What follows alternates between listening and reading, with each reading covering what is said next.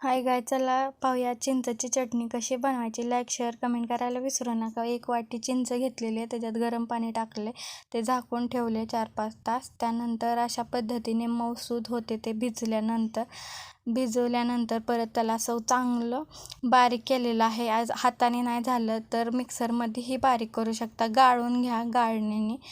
परत मी मिक्सरमध्ये बारीक केलेलं आहे, ते गाळणा म्हणून. अशा पद्धतीने आपलं रेडी झालेलं आहे. परत गरम करायला ठेवले, अर्धी वाटी इतका गूळ टाकलेला आहे त्याच्यात मी.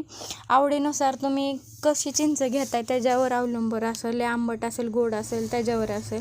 तर परत थोडासा खायचा कलर टाकलेला आहे, धना पावडर आणि थोडेसे लाल मिरची इतकं टाकलेली आहे थोडीशी टेस्टसाठी, आणि मिक्स करून घेतलेलं आहे. आणि थोडंसं मीठ टाका.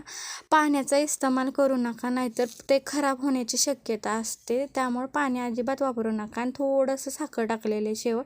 अशा पद्धतीने चटणी तयार झाली.